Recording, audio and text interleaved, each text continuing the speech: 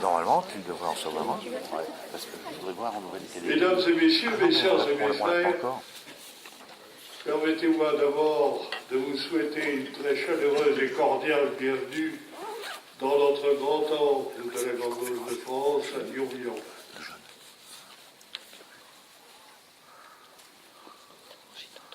La reprise de nos conférences publiques, organisées sous l'égide du Cercle culturel Franklin, c'est pas un hasard si nous l'avons baptisé Franklin, puisque c'était un grand maçon, Benjamin Franklin, qui a appartenu non seulement à la maçonnerie américaine, mais à la maçonnerie française, nous offre le grand plaisir d'accueillir ce soir, en ce grand temple, M. Yann Plantier. Chercheur, professeur agrégé de philosophie, maître de conférences à l'université catholique, mais aussi psychanalyste, exerçant dans notre bonne ville de Lyon, M. Plantier a de très nombreuses cordes à son arc.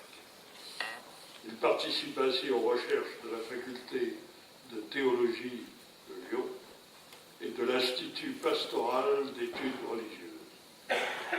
Il est de plus titulaire d'un diplôme universitaire de criminologie, ce qui l'a amené sans doute à animer un atelier de philosophie en milieu carcéral à la maison d'arrêt de Villefranche.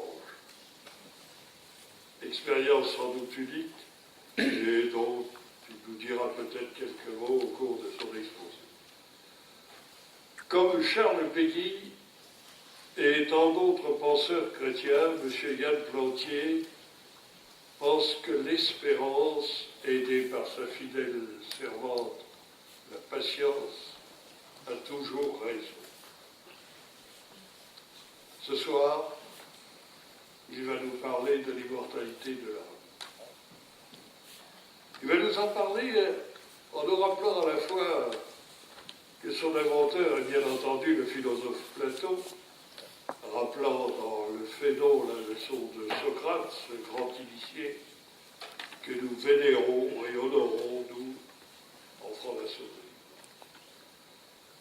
Mon vieil ami et regretté frère Henri Tornouguès, qui fut professeur agrégé de philosophie au lycée Henri IV à Paris et ancien grand maître de la Grande Loge de France, qui adorait Platon, m'expliquait comment ce philosophe, ce maître à penser, avait en effet précédé la doctrine du christianisme.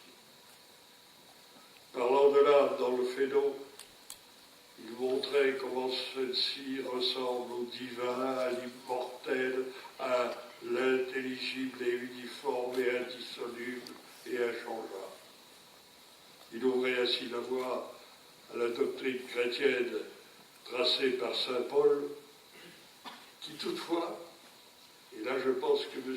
Plantier pourra nous en parler, distinguait dans sa première épître aux Thessaloniciens non pas une simple dualité corps et âme, mais une véritable triunité chez l'homme, doté à la fois d'un corps, d'une âme et d'un esprit. Ce dernier étant conçu par lui comme une image de Dieu dans l'homme. Mais, cher M. Plantier, j'en ai bien assez dit, à vous à présent de nous faire partager vos recherches sur cette passionnante question qui ne cesse d'alerter nos esprits, ceux des francs-maçons comme ceux de tous les hommes et femmes en quête de vérité.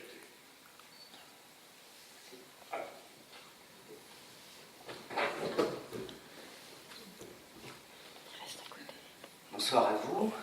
Je n'ai pas l'habitude de rester assis et je vais avoir du mal à tenir en place. Mais je vais me faire à l'exercice.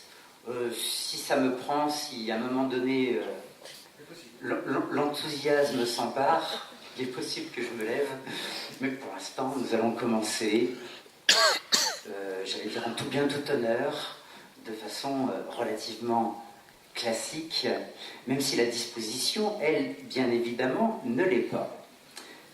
Donc il faut que je capte les uns et les autres. Donc, proposition faite de m'entretenir avec vous ce soir au sujet de l'immortalité de l'âme dans la philosophie de Platon. Sujet délicat, proposition passionnante que je vais tenter de relever en ne la relevant pas. Vous allez comprendre pourquoi. C'est-à-dire qu'à la fin, vous n'en saurez sans doute pas bien plus sur l'immortalité de l'âme chez Platon, mais j'espère cependant que je n'aurai pas tout à fait parlé pour rien dire. Drôle de sujet donc que celui de ce soir, qui pourrait pointer vers deux directions, pardonnez-moi, ce n'est pas vous que je désigne, vers deux directions que je souhaiterais vivement ne pas emprunter avec vous, et même dont je voudrais particulièrement me garder. La première direction, ce serait celle d'une conférence d'histoire de la philosophie, qui ferait de notre thème un point de doctrine réclamant la rigueur distanciée du spécialiste, ce que je ne suis pas. La seconde direction, que je n'emprunterai pas, serait celle d'une approche ésotérique, laissant supposer je ne sais quel accès platonicien au secret de l'âme et de son immortalité. Il n'y aura là aucune révélation nouvelle en la matière.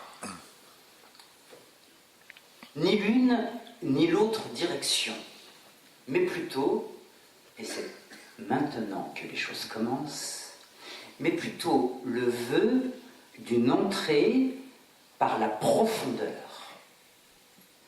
Une entrée par la profondeur de notre humanité et des enjeux qui justement l'animent. Il faudrait pouvoir, qu'est-ce que j'aimerais pouvoir le faire? Il faudrait pouvoir ouvrir une dimension nouvelle, comme une sorte d'extension pulmonaire favorisant un plus grand souffle, ou comme un agrandissement de l'œil considérant enfin le relief et le réel de la présence des êtres. J'aimerais que vous sentiez cela à même votre intériorité, j'allais dire à même votre existentialité. Il faudrait commencer par entendre que l'humanité, et ce mot va revenir tellement souvent, que l'humanité est une dimension d'être, une qualité d'être, une résonance intime qui prend à cœur le monde et le devenir des hommes. Alors seulement, les fenêtres ouvertes et l'intériorité déployée, nous pourrions laisser l'âme circuler et nous réjouir de la sentir enfin chez elle. C'est ce qu'il faudrait faire. Voyez, et nous sommes en un lieu pour cela des plus emblématiques, voyez comme il n'y aurait aucune intelligence à définir un symbole, à l'enfermer dans des rapports déterminés par avance pour en proposer une nomenclature d'usage. La balance symbolise la justice. Point. Oh, quelle pauvreté! Ce serait faire du symbole une représentation formelle et rigide, sans aucune fécondité vivante. Ce serait du même coup passer à côté de la dimension symbolique elle-même. Cette dimension symbolique ne se révèle que si nous renonçons à définir le symbole pour mieux laisser parler son langage.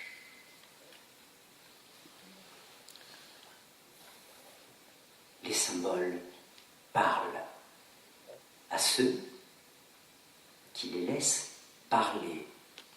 Or, il est une façon de vouloir les définir qui leur cloue le bec. Il faut laisser le symbole déployer sa trame subtile. Il faut le laisser livrer ses trésors de sens.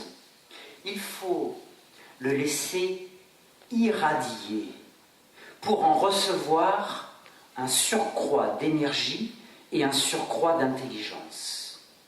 Il faut le laisser nous acheminer progressivement vers des compréhensions nouvelles. Bref, il faut en parler le langage pour qu'il se mette à nous parler vraiment. On n'apprend pas une table des symboles, mais on se laisse initier, on se laisse vivifier et enseigner selon les opérations mêmes du grand travail symbolique.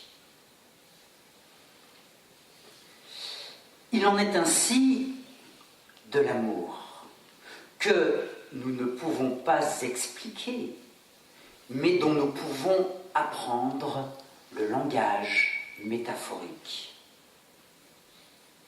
L'amour ne passe en nous, et disons cela, je vous souhaite de le connaître, l'amour ne passe en nous que par une parole amoureuse.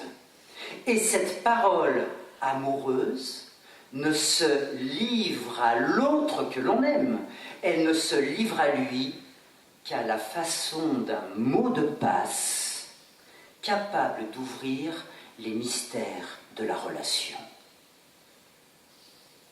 Je t'aime, ce n'est pas là la description d'un état, c'est un mot de passe par lequel la relation devient possible. La parole d'amour n'use pas de métaphore, mais elle est à proprement parler métaphorique, métaphorène, faire passer au-delà, ou plutôt porter au-delà. Si le langage de l'amour met en jeu des métaphores, c'est parce qu'il est dans le réel même de l'amour que de nous faire passer par-delà ce que nous sommes actuellement. L'amour, ou plutôt la parole d'amour, fait passer à la vie. Elle fait passer au-delà du biologique et du social pour révéler à l'autre la grandeur de sa dignité. Quand je dis parole métaphorique, je ne vais pas chercher très loin. Les premiers mots d'amour que nous adressons à l'enfant sont des métaphores. Mon trésor, ma princesse, mon ange, prunelle de mes yeux. Autant de métaphores communes qui sont le langage spontané de l'amour et qui font passer l'autre à la conscience de l'au-delà de sa valeur.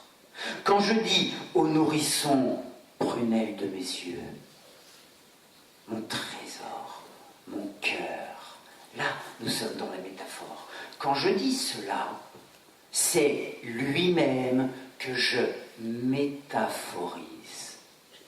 l'enfant est comme métaphorisé d'avoir reçu une parole à même de le révéler à sa dignité infinie. Et c'est là bien plus que de la poésie. C'est une opération de transsubstantiation.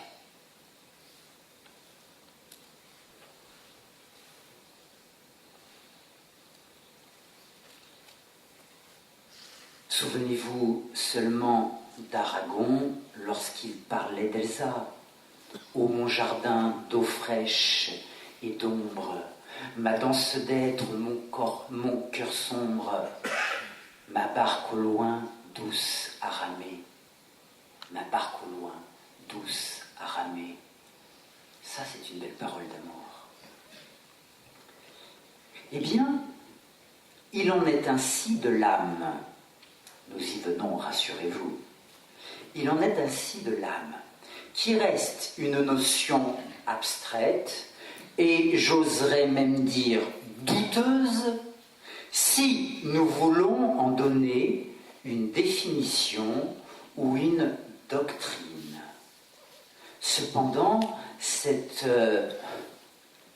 et je ne sais plus comment dire, cette réalité de l'âme se révèle vivante lorsque nous en reconnaissons le langage véritable. Vous voulez entendre parler de l'âme, alors laissez-la parler et laissez-vous tenir ou saisir par son langage.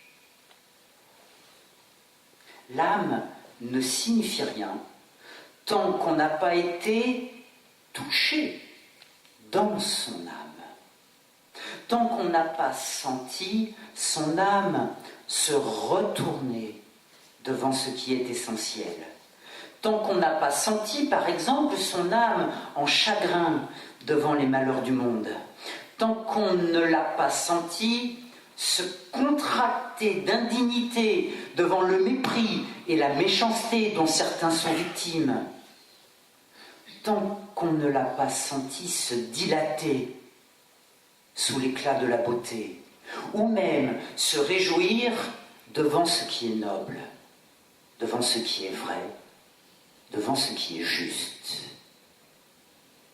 Platon n'est pas un théoricien de l'âme, mais il est un penseur des choses de l'âme, soucieux d'en favoriser le langage. Car les choses de l'âme ne peuvent jamais se dire sans un certain recours aux symboles et aux mythes.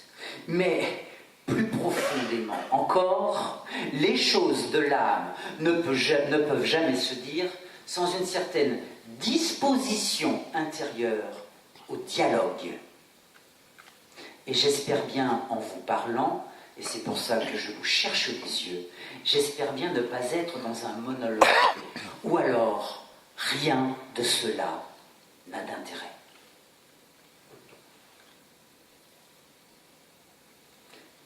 L'essentiel commence et l'essentiel s'accomplit dans et par le dialogue. Au terme d'un dialogue, je ne parle pas de n'importe quelle discussion, je parle d'un dialogue, celui dans lequel on se sent engagé, concerné, reconnu. Au terme d'un dialogue, on ne sait pas vraiment le cheminement qui a été suivi, on ne sait pas clairement le contenu précis de ce qui a été échangé, mais pourtant, on est comme transformé par le génie d'un sens qui s'est communiqué de présence à présence, d'âme à âme. La rencontre de Socrate, les dialogues conduits par le maître alors que Platon est encore un jeune homme. Voilà tout ce qui a retourné le même Platon. Voilà ce qui l'a transformé et initié en lui révélant comment une âme pouvait être mise au travail. En lui révélant qu'il n'y a d'âme que celle qui se laisse mettre au travail. Prends-tu soin de ton âme? Prends-tu soin de ton âme? Ne cesse d'interroger Socrate. Tu prends soin de ton corps. Tu prends soin de ton hygiène. Tu prends soin de ton apparence, de ta position sociale. Mais prends-tu soin de ton âme? Mais enfin, comment donc, Socrate, puis-je prendre soin de mon âme? Interroge l'interlocuteur. Et Socrate de répondre en cherchant le bien et en refusant de pratiquer l'injustice sous toutes ses formes. Le langage de l'âme, pour Socrate et pour Platon, c'est d'abord celui de l'interpellation éthique.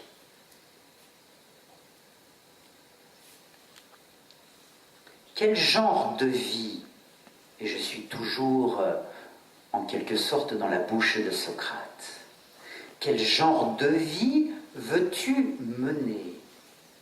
Et as-tu vraiment conscience de la façon dont ce genre de vie te marquera en profondeur, jusqu'à la chair, jusqu'à l'os, jusqu'à l'âme?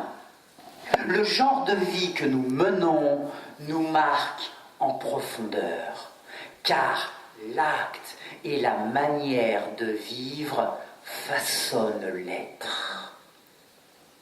Voilà la leçon de Socrate à ses concitoyens d'Athènes. Leçon redoutable. La manière dont nous vivons nous façonne et laisse son empreinte par-delà l'instant présent, par-delà même peut-être la vie présente. Elle nous imprègne jusqu'à notre essence la plus intime. C'est, je crois, le plus clair du message de Socrate. C'est, je crois, le plus profond de la pensée de Platon. L'ici-bas a une telle importance que les choix que nous posons pourraient engager notre vie jusque là-bas, par-delà la mort. L'homme est cet être en qui dialogue l'ici et le là-bas. Ceci dit, c'est à bien entendre.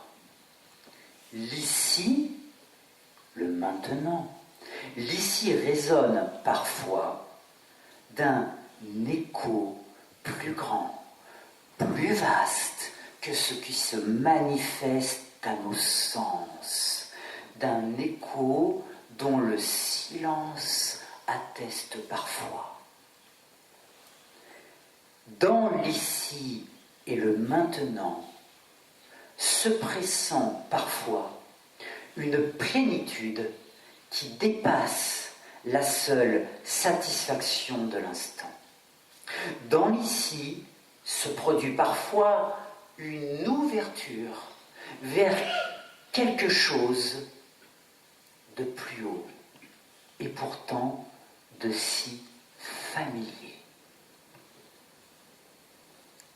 Nous avons alors l'impression de nous éveiller, de nous dresser, de nous élever dans une sorte de mouvement intérieur, dans une sorte d'ascension, sans quitter la plénitude de l'instant, mais en nous laissant conduire par lui vers une hauteur dont la dimension a soudain fait irruption dans notre vie.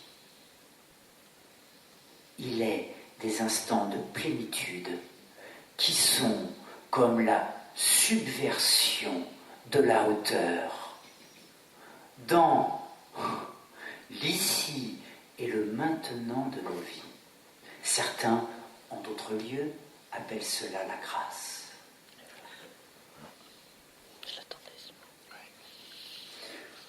Nous ne pouvons alors plus percevoir les choses comme avant. Nous ne pouvons plus désirer et plus penser comme avant. Parce qu'un axe nouveau s'est découvert à nous, en nous faisant passer de l'horizontalité à la verticalité. Notre vie est comme soulevée et renversée, j'allais dire enfin mise sur ses deux pieds. Elle est soulevée par un sens qui la dépasse, mais qui pourtant la révèle dans sa grandeur et dans sa vérité. L'homme est un arbre dont les racines sont dans le ciel, nous dit Platon dans le Timée. L'homme est un végétal dont les racines sont dans le ciel. Car ce qui est le plus mystérieux dans ce que nous venons de voir, c'est bien cette familiarité entre l'homme et ce qui le dépasse. Comment donc se fait-il que ce qui se révèle d'un au-delà dans l'ici-bas de l'instant me parle parfois davantage que le quotidien de ma vie? Dans telle ou telle expérience esthétique, musicale par exemple, dans telle ou telle plénitude de relations. Comment cela se fait-il qu'il y ait une telle familiarité? Comme si l'homme reconnaissait le divin plus qu'il ne le découvrait.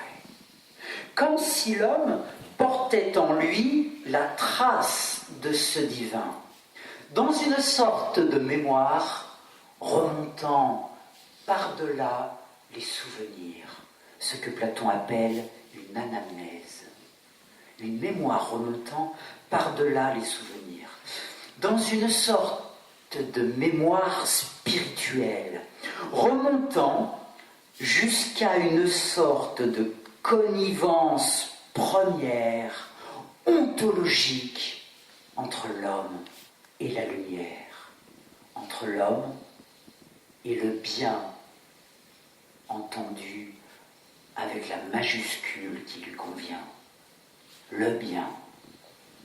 Platon ne parle de l'âme que pour essayer. Ne perdez pas de vue que Platon joue là un coup magistral dans l'ordre de la pensée. Il essaye de penser selon la dimension de l'expérience qui s'est ouverte à lui. C'est d'une difficulté extrême, ça.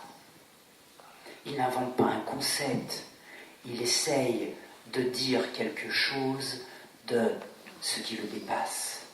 C'est un coup de pensée, un coup magistral. Platon donc ne parle de l'âme que pour essayer de nommer cette connivence ontologique entre chaque homme et ce qui dépasse et ce qui oriente le sens de ce qui se joue ici-bas. Platon ne parle de l'âme que pour signifier ce qu'il y a de grand et de mystérieux dans l'existence humaine, au point de lui donner l'allure d'une destinée.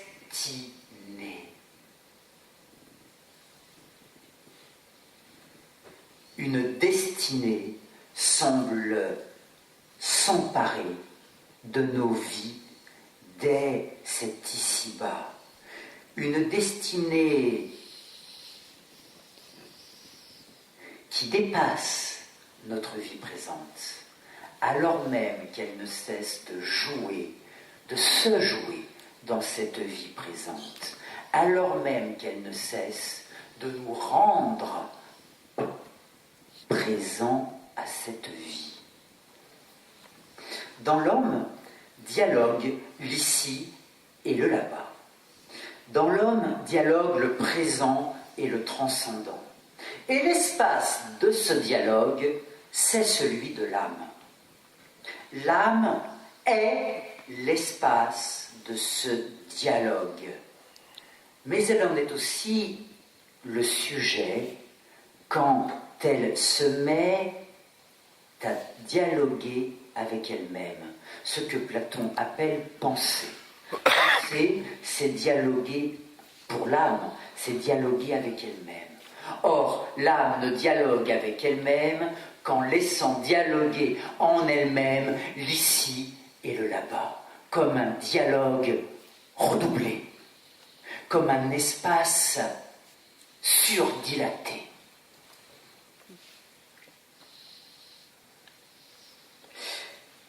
Ce dialogue du présent et du transcendant met en jeu toute l'intrigue de nos vies. Je surveille l'heure, pardon. Met en jeu toute l'intrigue de nos vies, en nous interrogeant sur nos choix, sur nos aspirations et sur nos actes. La lumière de là-bas, et je ne sais pas où c'est là-bas, la lumière de là-bas éclaire la valeur d'être ici. Mais en retour, les décisions que nous prenons ici ne cessent de projeter leur ombre et leur clarté sur la suite qui nous attend sans doute là-bas. Car il semble que nos vies soient grosses d'un au-delà qui ne s'épuisera pas avec la mort ici-bas. Si le corps semble disparaître à la mort, il n'est peut-être pas déraisonnable de penser que l'âme, elle, garde l'empreinte de ce qu'elle a vécu. C'est en tout cas le pari de Platon. Personne ne quitte sa vie comme on enlève un vêtement, mais notre vie demeure vivante en nous par-delà la mort apparente. Notre vie s'est faite histoire. Et cette histoire demeure à jamais la texture de notre être personnel, pour le meilleur et pour le pire. Nos choix ne vous déplaisent, nos choix nous collent à la peau, ils nous engagent, et nous n'en serons pas quittes facilement, comme si cela n'était rien. Il y a du sérieux dans nos vies.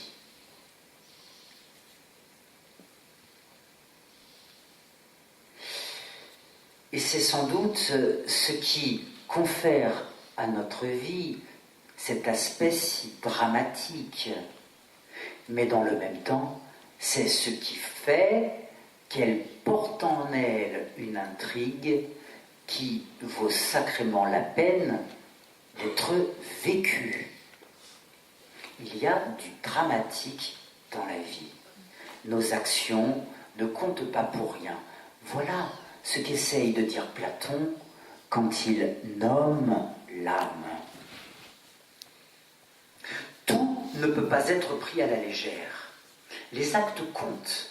Parler de l'âme pour Platon, c'est parler de la continuité de notre histoire personnelle et de la manière dont nos choix présents président à notre destinée métaphysique. Mais parler de cette destinée métaphysique, c'est un grand mot. Parler de cette destinée métaphysique, c'est inviter, avant toute chose, à mesurer l'importance éthique de nos décisions et de nos manières de vivre. C'est ouvrir l'espace de cette mesure pour penser et considérer l'importance des hommes et de la façon dont on se comporte envers eux. C'est cela qui compte en premier lieu.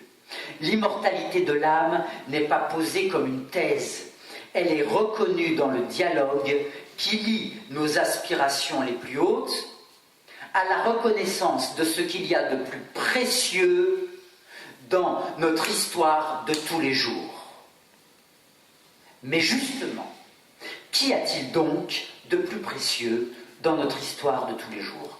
Tenez bon, je ne peux pas dire vraiment que nous en sommes à la fin, mais plus loin qu'au début, je vous rassure. Qu'y a-t-il de plus précieux dans notre vie d'homme? En premier lieu, l'amour. L'amour tel qu'il enflamme notre désir et le conduit progressivement, j'oserais dire douloureusement, à dépasser les objets immédiats sur lesquels il s'était d'abord fixé pour aller bien plus loin.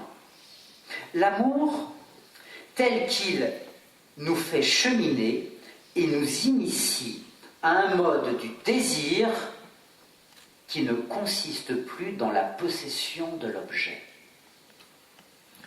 L'amour tel qu'il nous apprend la reconnaissance d'autres sujets, dans la joie de partager leur présence, mais aussi dans le bonheur d'accoucher quelques-uns à ce qu'ils portent en eux de plus essentiel.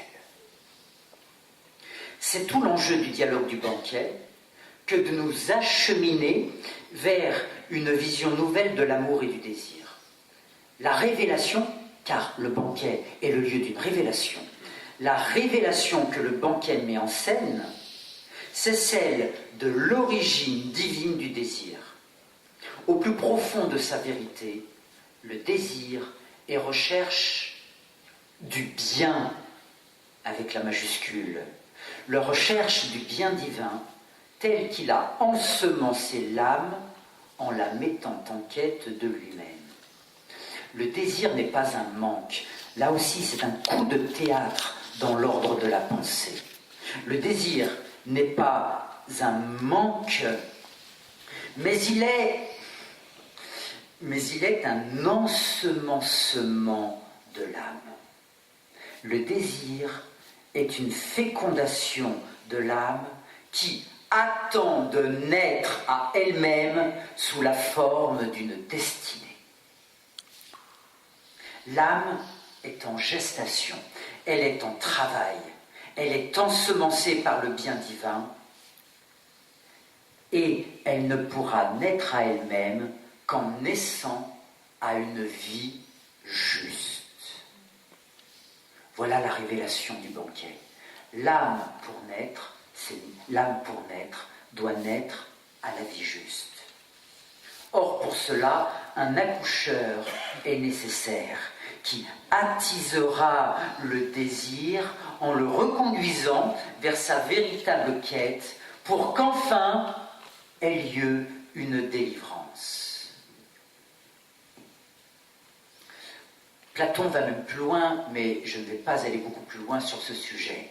Il va jusqu'à dire que naître pour l'âme, ce n'est pas seulement naître, mais c'est aussi donner à naître. On ne naît jamais tant que lorsqu'on peut, que lorsqu'on a la chance, que lorsqu'on a la grâce d'accoucher un autre à sa propre destinée. Cela s'appelle initier. Se laisser initier à son désir du bien, naître à la vie juste, puis initier l'autre à l'intelligence de son désir, c'est une seule et même dynamique de vie. C'est un seul et même trait de vérité, c'est un seul et même mouvement de l'amour qui invite à regarder plus loin que la mort. Or cela ne peut se jouer que d'âme à âme dans le génie du dialogue. Je disais, qu'y a-t-il de plus précieux dans notre vie? Deuxième élément dont déjà nous venons de parler. Ce qu'il y a de plus précieux pour un homme, en second lieu, c'est justement la justice, telle qu'elle pointe dès que l'on prend au sérieux l'amour. La justice, c'est une transformation de l'être tout entier sous l'impulsion du bien. Ne décrochez pas. Elle est un genre de vie. La justice est un genre de vie. Elle est une praxis, au sens fort du terme, qui nous prend tout entier. On n'est juste qu'à pratiquer la justice. Or, force est de constater que ce genre de vie n'est pas le plus suivi. Mais justement, doit-on se résigner à ce que si peu empruntent ce chemin? Plus encore, la fausse route que certains font tragiquement est-elle irréversible? C'est là un deuxième axe de pensée pour Platon, qui est un penseur de la question pénale. Mieux vaut subir l'injustice que la commettre, répètent Socrate et Platon. Mieux vaut subir l'injustice que la commettre, tellement le mal commis semble s'incruster au plus profond de l'agent, tellement le mal semble nous entacher. Mais dans le même temps, Socrate et Platon affirment que nul n'est méchant de son plein gré, mais seulement par ignorance, faiblesse de caractère et manque d'éducation. Les deux sont à tenir. Là aussi, c'est le cœur de l'approche socratique. Ainsi, Platon ne peut pas se résigner à tenir des hommes pour radicalement mauvais, même après le pire de ce qu'ils ont fait. La pensée de l'âme, ici, c'est la conviction d'une thérapeutique possible pour le mal qui atteint certains hommes au plus profond d'eux-mêmes. La pensée de l'âme, c'est la conviction. Ça va loin, cette affaire. C'est la conviction qu'un espace de l'être demeure encore sain. J'ai travaillé 10 ans en prison, pas seulement à Villefranche, mais aussi chez les mineurs. Et j'allais dire à temps plein chez les mineurs. C'est-à-dire que jour après jour, il s'agissait bien de mettre en place des ateliers de philosophie. Et croyez-moi, qu'est-ce que c'est difficile à certains moments de garder l'idée que malgré le terrible de ce que l'on voit, peut-être quelque chose d'un espace sain demeure en l'autre.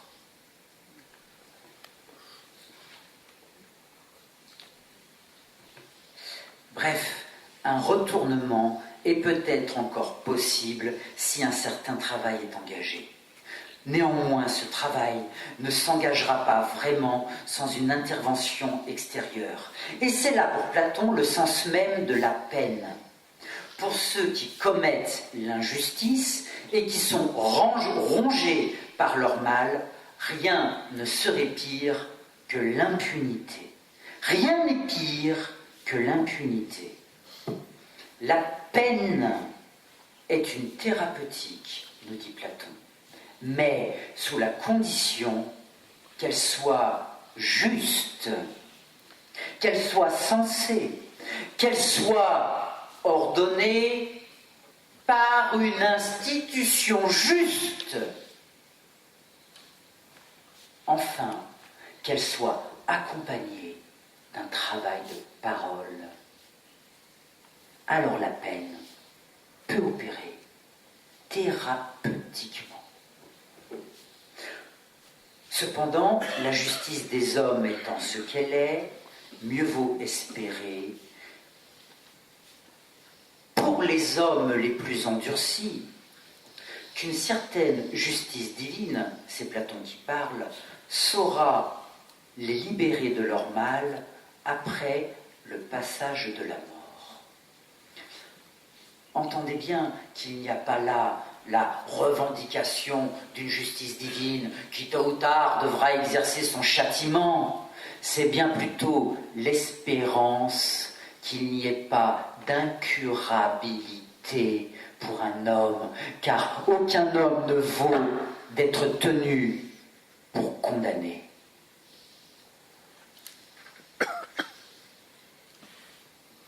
L'immortalité de l'âme est alors réclamée éthiquement pour que nous puissions espérer la libération d'hommes devant lesquels nous sommes démunis.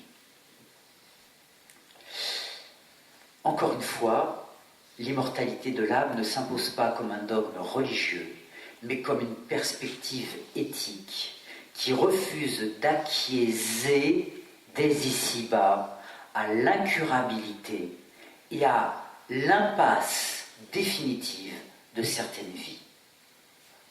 J'arrive sur la fin.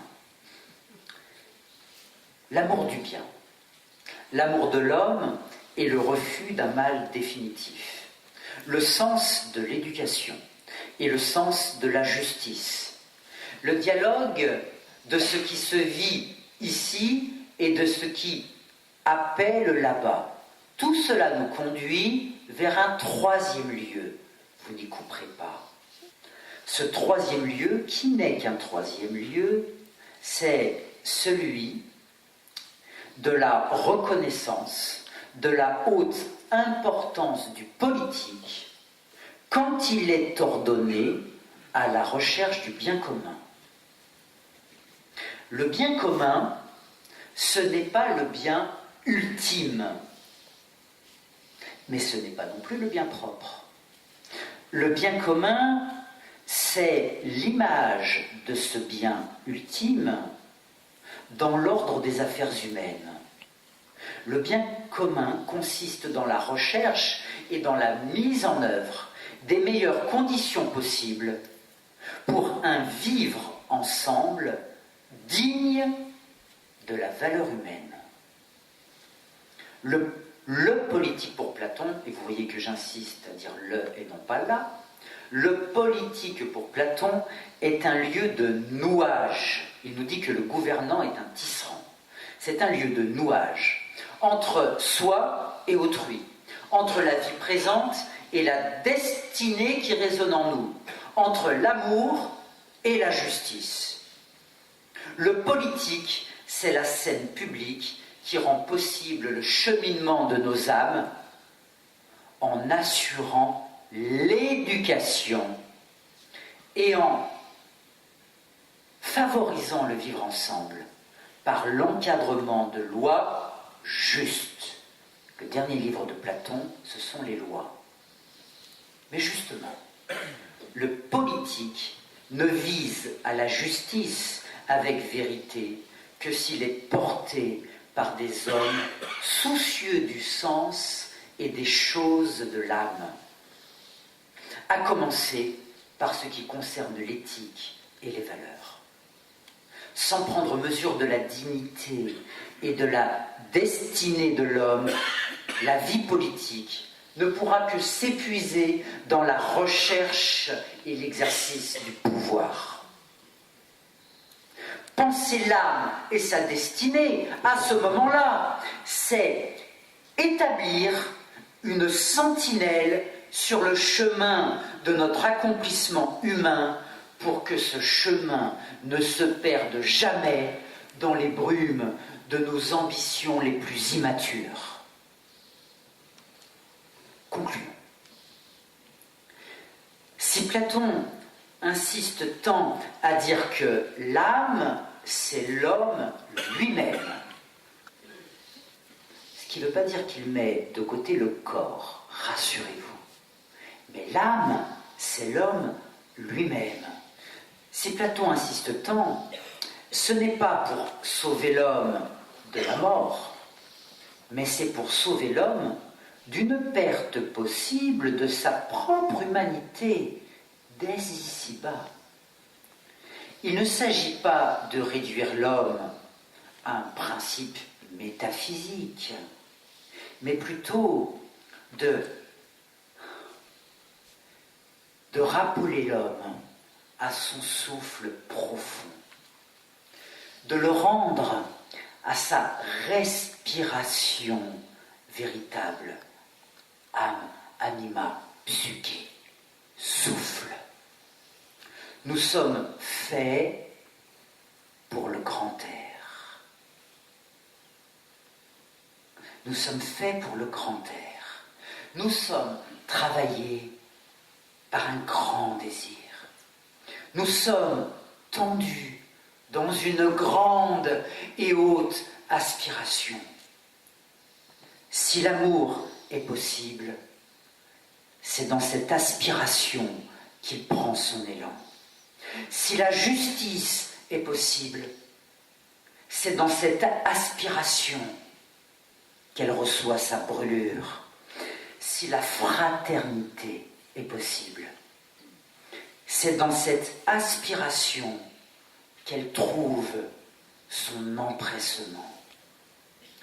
Car c'est de l'homme qu'il s'agit, comme l'écrira si magnifiquement le poète Saint John Perse 2400 ans après Platon,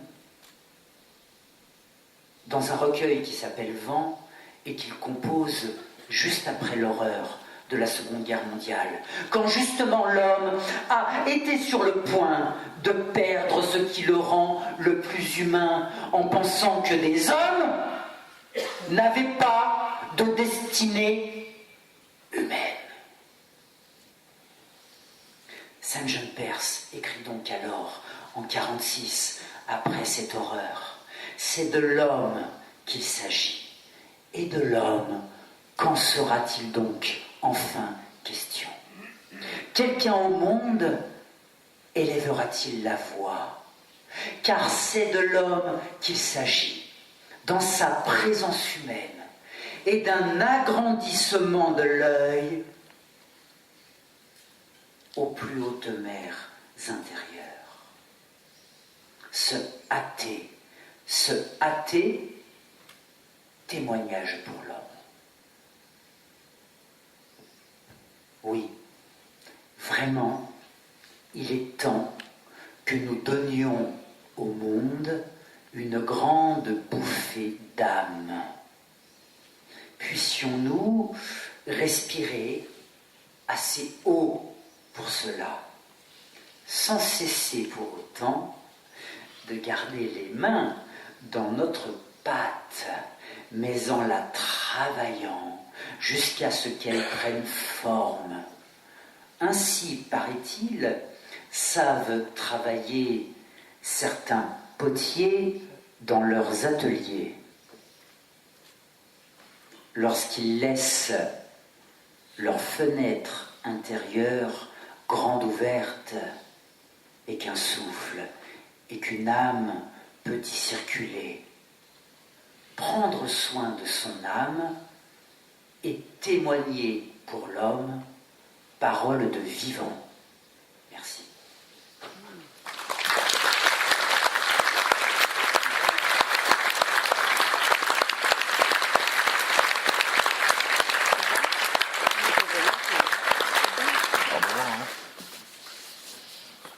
Merci infiniment, M.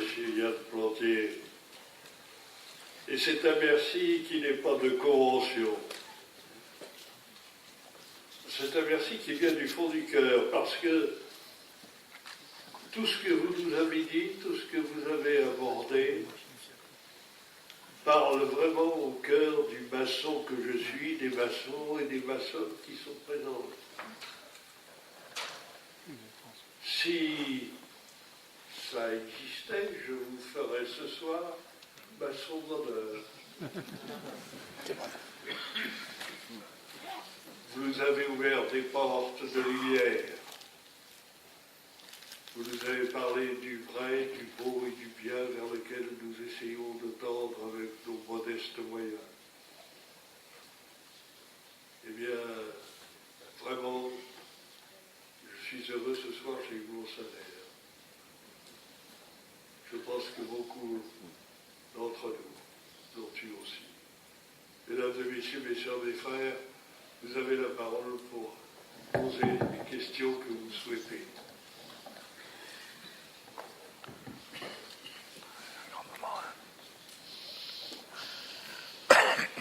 C'est clair des choses. Nous passons. C'est clair des choses. Oui, bonjour. J'apprécie votre démonstration, mais ce qui me gêne, c'est la démonstration. C'est-à-dire que vous parlez de choses qui relèvent de l'allégorie, de la poétique, du beau, mais vous prenez une suite logique pour nous faire entendre ce genre de choses. Et en fait, vous touchez plus mon cerveau que mon cœur par votre démonstration. Je pense que c'est quelque chose qui me rend perplexe. Je voudrais avoir votre sentiment sur est-ce que vous êtes censé me persuader de ce que vous venez de me dire ou est-ce que je dois le ressentir? Il n'a rien à sentir.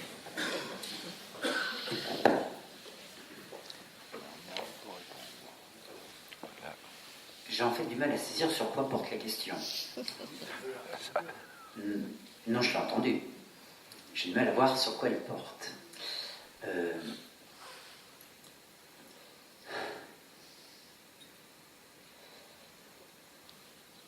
Si la question c'est « suis-je vraiment persuadé de ce que je dis ?»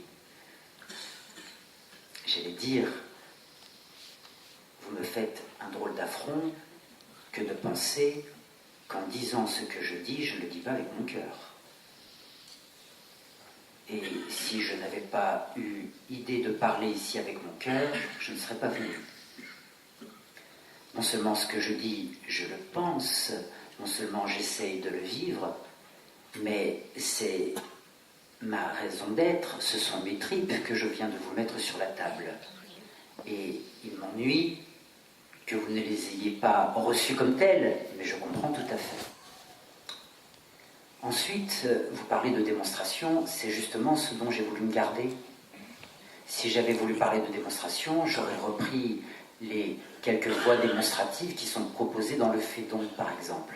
Mais ce qui est extraordinaire dans le dialogue du Phédon, c'est qu'après, vous savez, Socrate va mourir, il boit la ciguë, et il s'entretient dans un dernier dialogue avec ses disciples, justement au sujet de l'âme et de son immortalité. Ce qui est extraordinaire, c'est que cet ultime sujet ne vise pas du tout à fonder rationnellement l'immortalité de l'âme. Cela vise à deux choses. Cela vise, un, à tenter de rassurer des gens qui sont tristes et de discuter avec eux en vrai une dernière fois. Mais cela vise surtout à signifier, comme Socrate, justement, n'est pas un homme de la démonstration, et comme il engage tout son être, corps, âme, esprit, cœur et raison, dans ce en quoi il croit. Le dernier mot de ce dialogue, c'est Kalos Kindunos. C'est un beau risque à courir. Il y a là, ou Kalon Kindunon, il y a là un beau risque. Justement, il n'y a pas de démonstration de l'immortalité de l'âme. Qui pourrait dire une chose pareille? En revanche, il y a une façon de faire résonner en nous des profondeurs et des dimensions qui peuvent parfois nous faire sentir un frisson de l'âme. Autre question, autre intervention.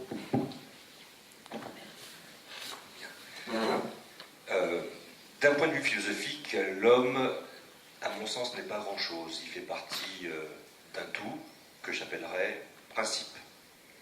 Maintenant, si on ramène l'âme au niveau de l'homme, est-ce que cette fameuse âme n'est pas tout simplement l'héritage spirituel qu'on va laisser à nos successeurs?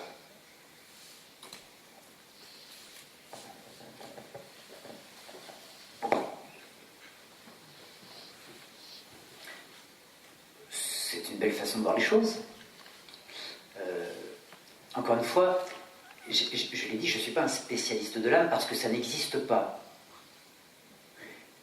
Mis à part, paraît-il, certains psychiatres.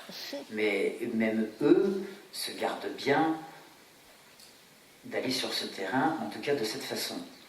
Ou même un psychanalyste. Ce qui est intéressant dans ce que vous dites, c'est l'idée d'un héritage spirituel. Héritage spirituel, c'est déjà une façon de dire un héritage qui est bien plus qu'une transmission de biens, ou une transmission de paroles. Il y aurait là quelque chose d'une transmission de mémoire, en mémoire.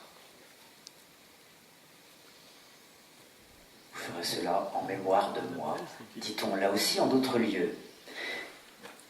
Je crois que c'est vraiment la porte d'entrée de Platon, à savoir, quelle est donc cette mémoire qui habite l'homme et qui semble lui faire reconnaître un héritage venant de bien plus loin que de lui-même. Et qu'est-ce qui se transmet d'homme à homme pour que cela fasse un héritage dont on est fier de se réclamer, car il est héritier de la mémoire de Socrate.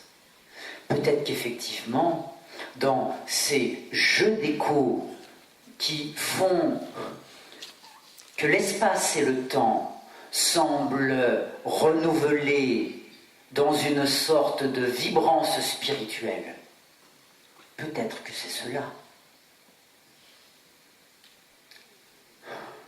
L'écho de l'âme, peut-être.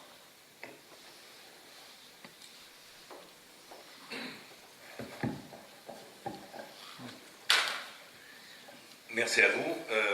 Je n'oserais vous demander ce que vous pensez du traité de l'âme d'Aristote, ça risque d'être un petit peu long, parce que tout ne se rejoint pas. La question que je voulais vous poser, c'était par rapport au...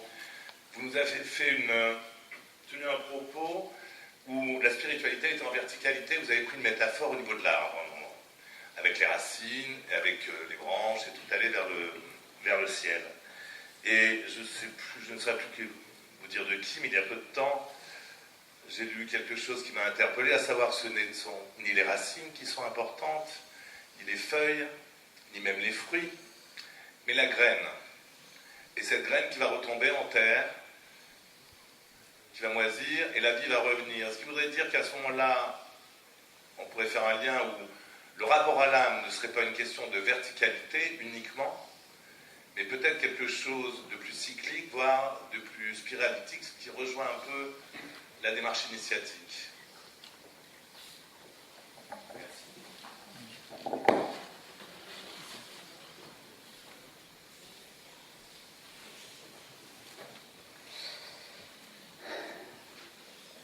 Deux choses à partir de ce que vous dites. Alors oui, effectivement, je ne pas du côté d'Aristote et du De Anima, parce que là, ça deviendrait très technique, mais ça resterait assez passionnant. Deux choses donc. La première, en ce qui concerne cet enjeu de la verticalité. Ce qui est intéressant dans la métaphore platonicienne, c'est pas seulement la verticalité, c'est cette inversion du ciel et de la terre, telle que le ciel devient notre terreau. Ce qui veut dire que c'est bien dans l'ici-bas terrestre que nous poussons nos feuilles, plutôt nos branches et notre feuillage. C'est assez intéressant parce qu'il y a une drôle d'inversion. Cette verticalité qui, à certains moments, est de l'ordre de l'ascension, ce sera la thématique du char dans le Phèdre, est aussi une invitation, comme je le disais à la fin, à pousser ses membres dans l'ici-bas terrestre. C'est incroyablement réaliste ou équilibré. cette histoire. C'est aussi une façon de signifier que nous sommes ce que notre terreau de provenance nous fait être. Quel est donc votre terreau de provenance? Voilà la vraie question. Où donc poussez-vous vos racines? Du même coup, c'est pas seulement de verticalité dont il s'agit, mais ça rejoint la question précédente, bien plus de mémoire, de communauté d'être. J'allais dire qu'il s'agit bien pour l'homme de trouver la nappe profonde à laquelle il pourra puiser. Première chose. La deuxième chose, c'est celle de la cyclicité. La cyclicité dont vous-même vous dites qu'elle est spiraliforme. Ce qui veut dire que votre cyclicité, vous lui accordez cependant un axe vertical. Bien, c'est important. Parce que justement, je crois que l'enjeu de l'âme chez Platon, c'est la perception d'une histoire personnelle tellement importante qu'elle ne peut pas être rapportée à un simple maillage dans l'ordre cyclique de la vie et des éléments. Peut-être que du côté, j'allais dire, du corps, nous serons mis en terre et que cela viendra nourrir les vers à leur tour. Cela suffit-il à rendre compte de ce que nous sentons pointer de promesses et de destinées dans l'enfant que nous tenons dans nos bras et à qui nous adressons tous nos vœux de bienvenue dans le monde?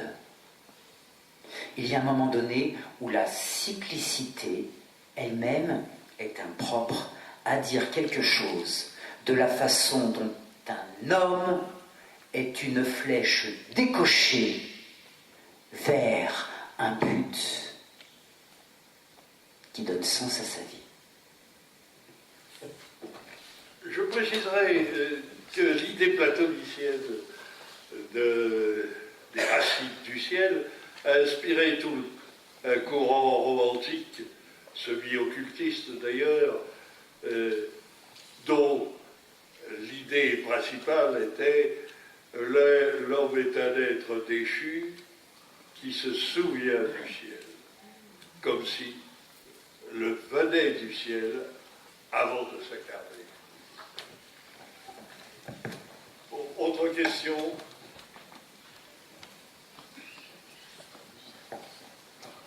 Merci. Bonsoir et tout d'abord merci pour votre intervention et merci à la Grande Loge de France d'avoir créé l'événement. Je vais essayer d'organiser mon propos. Nous sommes en maçonnerie dans une école de l'âme et dans une école de l'amour. Nous pratiquons l'amour fraternel entre nous tous. Nous avons donc déporté notre amour sur des objets. Pour autant, nous le transcendons.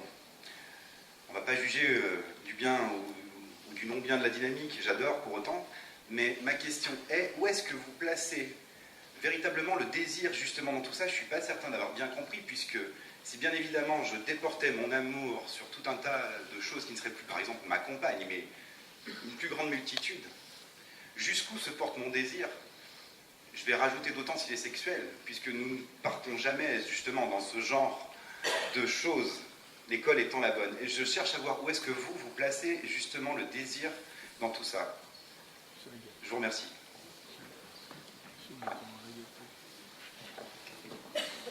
Vous êtes redoutable, hein, c'est pour ça que ce moment, comment dire, a tant de valeur. Hein, mais vous imaginez comme c'est difficile de répondre à toutes ces questions-là Tout simplement parce que je me les pose autant que vous vous les posez. J'allais dire, la question, la résonne du côté aussi du psychanalyste.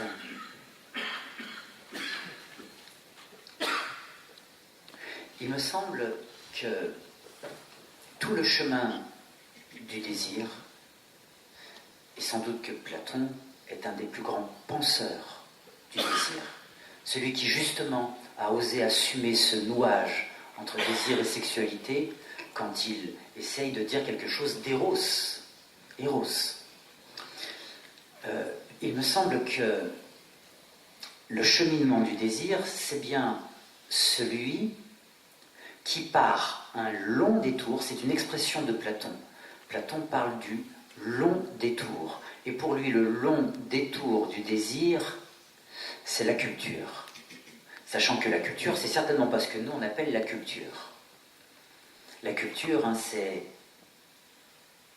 l'éducation au sens le plus profond du terme, la paideia.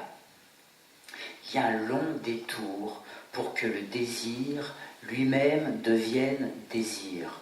Du côté freudien, je dirais pour que la pulsion s'élabore en désir. Il n'empêche que Platon nous dit deux choses sur ça. Je me fais la voix de Platon, ici. Il nous dit deux choses. Un, il nous dit que le désir ne se résume pas au manque. Il n'est pas non plus, même si le mot n'est pas chez Platon, il n'est pas non plus une simple émergence de la pulsion. Le désir vient de plus loin. Il dit plus encore que le manque ou l'instinct. Le désir, et il ne sait pas comment le dire ça. Encore une fois, il essaie de trouver des images. Et l'image qui lui vient en tête, dans un temps où le désir est pensé de façon masculine, dans un temps où le désir est pensé de façon spermatique, ce qui lui vient en tête, c'est l'image de la femme enceinte. Et la révélation ultime du désir, il ne la met pas dans la bouche de Socrate, dans le banquet, mais dans la bouche de la prêtresse qui a initié Socrate, Diotime, car seule une femme peut parler en vérité du désir. Pourquoi ? Parce que le désir fait ressembler l'homme à un être enceinte. Comme si dans le désir, l'homme portait, encore une fois, la trace d'un au-delà venu comme l'ensemencer. Or, cet ensemencement que nous appelons le désir ne pourra parvenir à maturité qu'en passant par toutes les étapes de l'instinct, de la pulsion et de l'objet. Donc, première chose, le désir vient de plus loin que nous-mêmes. Deuxième chose, ce qui se joue, ce n'est donc pas, contrairement à ce que pensent beaucoup de Grecs de son temps, et ce qui va donner lieu à plein d'autres écoles philosophiques, ce qui compte, ce n'est pas de trier parmi les objets, ou de discriminer les bons objets du désir. Le désir ne chemine pas en passant d'objet en objet, sinon ce serait une ronde des objets, ce que Lacan appelle la ronde métonymique du désir. Non, c'est bien plus fin. Platon tente de penser l'éducation du désir telle qu'il apprenne à désirer autrement que dans l'objectalisation. Il ne s'agit pas de passer du biberon au hochet, du hochet au doudou, et du doudou à mon amoureuse ou à celle que j'aime. Il s'agit d'apprendre à aimer et à désirer celle que j'aime autrement que comme un objet. Ce dont il s'agit, c'est bien de la conversion du désir pour qu'il devienne enfin désir. Notre pulsion d'objectalité, parce qu'elle est portée par un homme dont les résonances sont profondes, notre pulsion d'objectalité peut se laisser initier à un désir de l'autre. Nous pouvons passer au désir de l'autre, ce qui révèle à quel point le désir est métaphysique.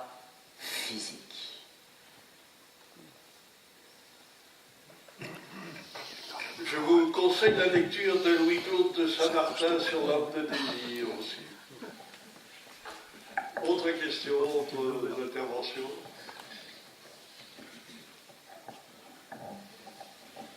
Bonsoir. Alors, pendant votre intervention, vous avez parlé de mémoire, de communauté d'être, d'initiation qui impliquerait l'autre, de dialogue. Du coup, je me posais la question de savoir si vous pensez qu'il y ait une âme commune à l'humanité. Et si oui, quelle serait son importance par rapport à l'âme de chaque homme, prise à part? Merci. Alors, moi, pour ma part, je ne le pense pas, mais Platon non plus. Il me semble que, justement, la grande originalité de Platon, et ce n'est pas pour rien, c'est de penser l'âme de façon personnelle. La pensée commune de son temps, c'est celle d'une âme du monde, d'une âme cosmique, une espèce de grande animation, de grand souffle de vie qui nourrirait les êtres. Or justement, à la suite de Socrate, qui lui est d'abord un homme de la conscience éthique, Platon va comme intérioriser la notion d'âme et il va l'individuer au point que l'âme se singularise et du même coup se pluralise. Il y a bien des âmes. Des âmes, c'est-à-dire des personnes dont la profondeur d'être est telle qu'elle nous fait songer à l'âme. En revanche, on peut tout à fait accepter, métaphoriquement parlant, l'idée d'une âme de l'humanité. Tout comme on peut dire d'une maison qu'elle a une âme, ou d'une œuvre d'art qu'elle a une âme, à juste titre. On peut sentir même parfois une sorte de mouvement de l'âme commune comme à l'unisson des voix. C'est le génie de la polyphonie que de nous donner ce sentiment que d'une seule et même âme, l'humanité parle. Il n'empêche que ça me semble décisif de penser qu'il y a bien là quelque chose de métaphorique et non pas de réel. Là aussi, on parlait d'Aristote, ce sera un enjeu fort dans le cadre de différentes querelles ou de différentes disputes du Moyen-Âge que de se demander s'il y a une âme ou plusieurs, un intellect ou plusieurs. Bon. À chaque fois, ce dont il s'agit, c'est de l'intériorité humaine et de la valeur qu'on reconnaît à la personne. Le mot n'existe pas vraiment en tant que tel, mais on pourrait dire que Platon n'est un humaniste que parce qu'il est un personnaliste. Socrate est le premier personnaliste. Je vous ferai juste remarquer que les dialogues de Platon portent toujours le nom de quelqu'un, le nom d'un interlocuteur pour Socrate. C'est de la personne qu'il s'agit.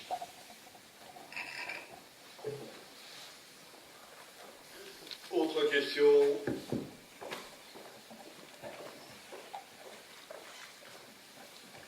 Oui, bonsoir, merci M. Plantier, merci Centre culturel Franklin pour cette belle conférence. Je voudrais revenir sur la notion de juste. Vous avez parlé d'une personne juste, d'une peine juste. Alors, nous sommes attachés aux valeurs aussi en franc-maçonnerie, la tolérance, l'équité, la droiture, etc. Bon. La justice. Alors qu'est-ce que vous mettez? Parce que la justice c'est très subjectif aussi. Qui décide que c'est juste? Comment? La morale, les autres, soi-même, comment? Qu'est-ce qu'il y a derrière cette notion de juste?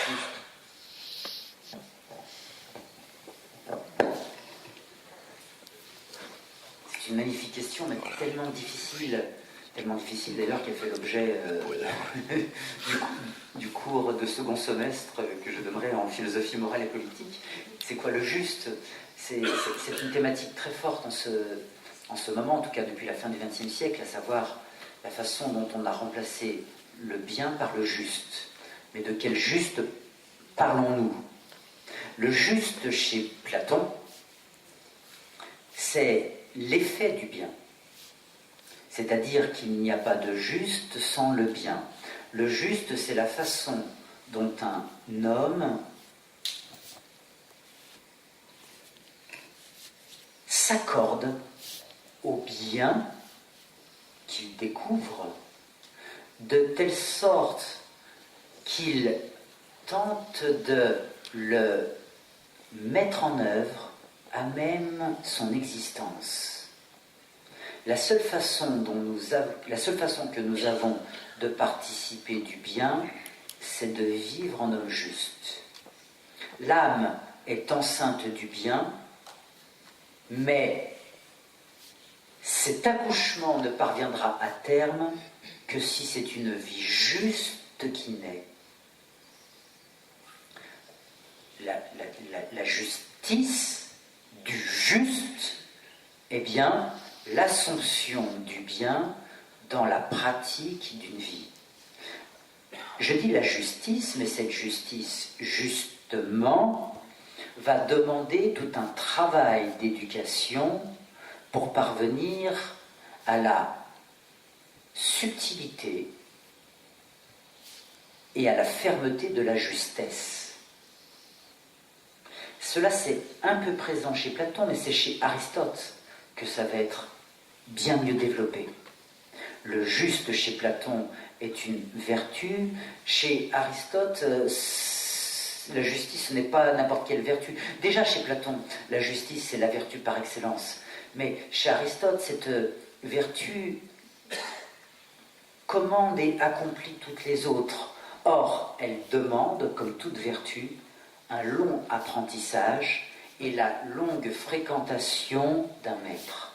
Je ne peux apprendre le juste quand, pardon de l'image qui me vient, elle est sans doute mauvaise, quand étant le lait à deux mamelles. La première mamelle, c'est celle du bien. La deuxième mamelle, c'est celle de ce que la tradition me donne à voir à travers un homme plus expérimenté. Au contact du bien, je me prends d'ardeur pour la justice. Au contact de la tradition et d'un homme sage, je me laisse former à la justesse. Quoi qu'il en soit, chez Platon, le juste ne se produit pas au terme d'un consensus qui mettrait tout le monde d'accord. Et c'est là où Platon diffère d'une approche moderne du juste. Ce n'est pas au terme d'un consensus qu'on établira le juste, mais bien plutôt dans une sorte d'approfondissement des enjeux humains.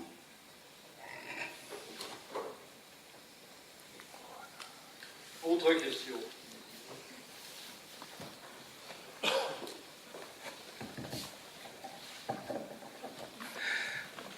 D'abord, merci pour le souffle que vous avez mis dans vos propos, qui nous a emportés. Je voulais vous dire aussi que ceux qui s'intéressent un peu à l'ésotérisme, ils trouvent le même souffle, recherchent, je dirais, la même altérité. Je pense par exemple au Logos de Jean, mais je ne peux peut-être pas y venir maintenant. Le questionnement que j'ai par rapport à la manière dont on approche Platon, on parle beaucoup d'éthique. Et cette justesse que vous différenciez de la justice, m'amène à vous demander où est la limite, très précisément, de cette justesse dans le politique, ou dans le politique tel que vous l'abordez. Parce que tout de même, Platon, c'est la République. Je parle de son ouvrage. C'est quand même les massacres de Syracuse. Est-ce que, puisque je voulais quand même vous provoquer un petit peu, est-ce que Peggy n'avait pas raison de dire que toute mystique, si elle n'existe pas, dégénère en politique? J'ai dit, je vous remercie.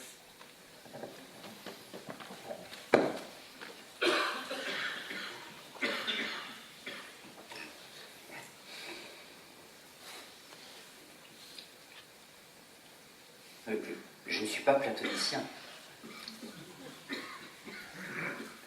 Platon n'est pas mon maître, mais il me donne à penser. Et un peu plus.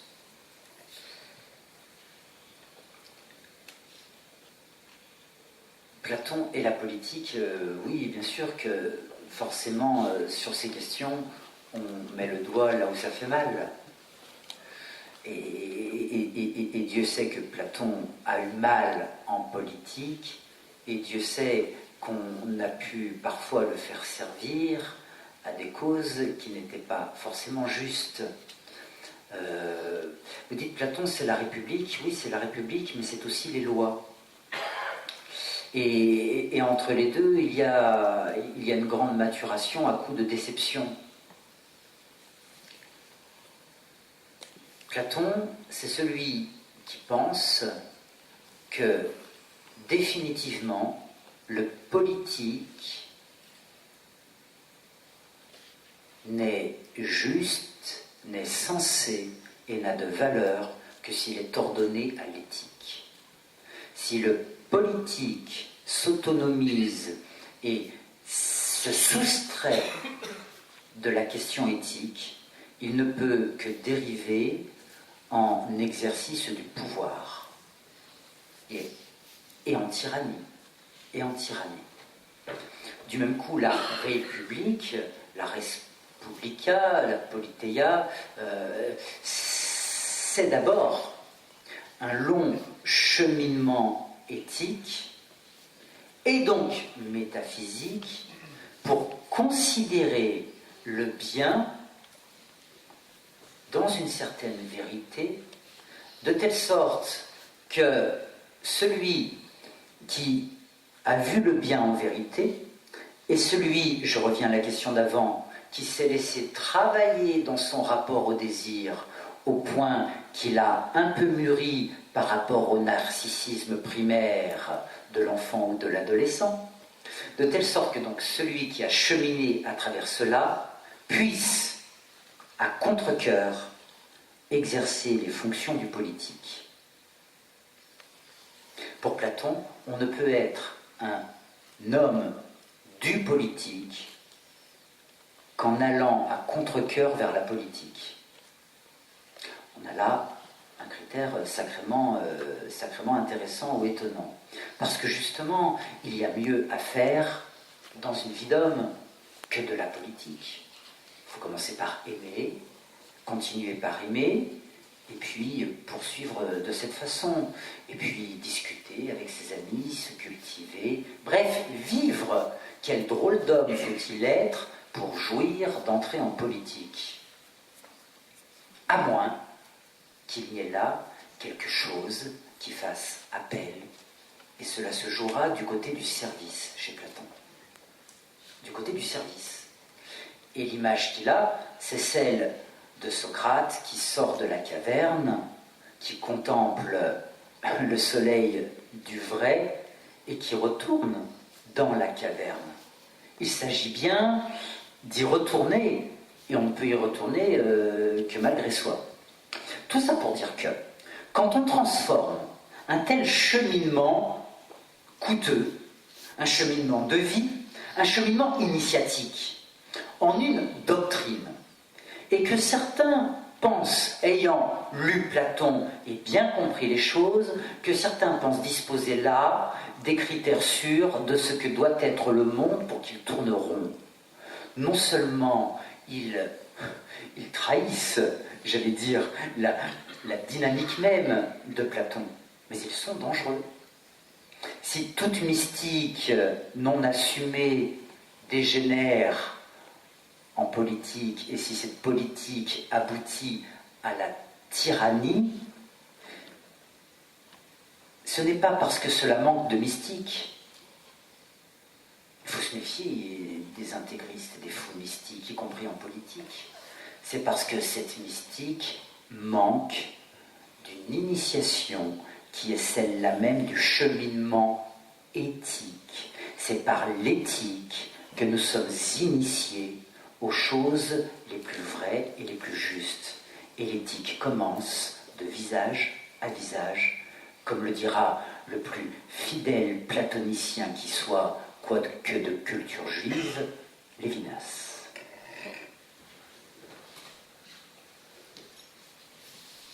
Autre question? Eh bien.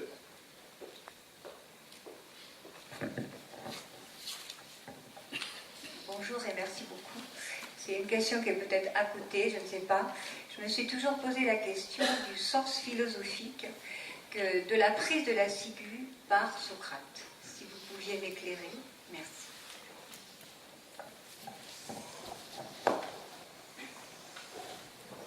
Là encore une très belle question qui est belle justement parce qu'elle porte en elle son propre retournement.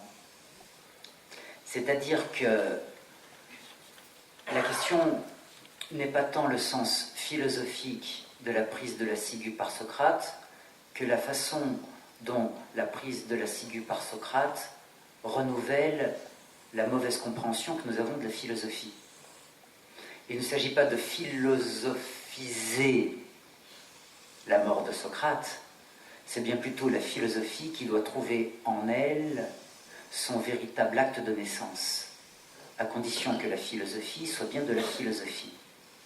Or, ce que nous appelons actuellement de la philosophie, ce n'est pas de la philosophie. C'est justement ce que Socrate n'a cessé de combattre, à savoir du sophisme. Une philosophie d'intellectuels, une philosophie d'experts et de spécialistes, car on ne peut pas se présenter en un lieu comme philosophe si on n'est pas d'abord spécialiste d'un tel ou d'un tel et d'un tel, et encore spécialiste d'un tel, on est spécialiste d'un ouvrage d'un tel. Bref, on est un savant et donc on n'est pas un philosophe. La philosophie n'est philosophie que si elle est d'abord, et le mot, pour le coup, est mal choisi, une érotique. La philosophie, l'amour de la sagesse ou l'amitié avec la sagesse, n'est véritable que s'il y a d'abord une érotique, c'est-à-dire un désir profond, un désir violent du vrai, du beau, du bien, du juste. Et si ce désir-là n'est pas venu vous prendre aux entrailles, il n'y a pas de philosophie. Il n'y a pas de philosophie. Après, il y a des démarches de pensée, qui sont ce que monsieur tout à l'heure appelait des démonstrations, et qui touchent le cerveau. Socrate est habité par ce désir. Et ce désir va résonner en lui, non pas comme une jubilation ou une jouissance individuelle, ce désir du vrai, du beau, du bien, ce désir de justice, ce désir de justice. Cela va résonner en lui comme l'appel d'une conscience, comme l'appel qui doit être adressé à la conscience des hommes.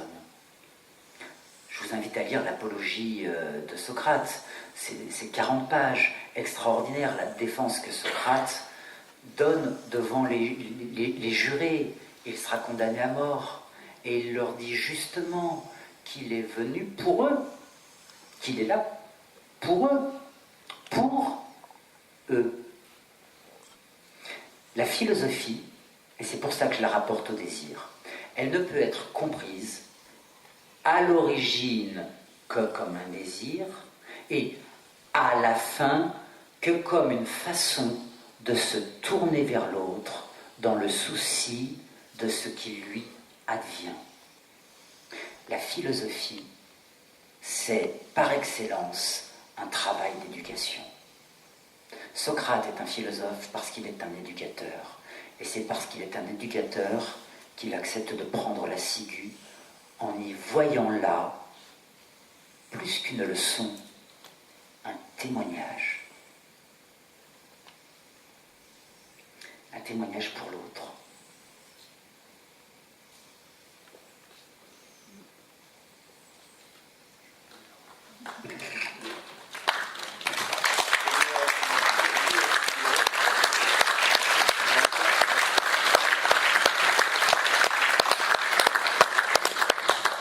Merci. Mesdames et messieurs, je vous invite à notre prochaine conférence le 29 novembre, jeudi 29 novembre. Ce sera le rabbin Nissim Sultan, qui est un spécialiste de la Kabbale et qui nous parlera. Premier regard sur la Kabbale.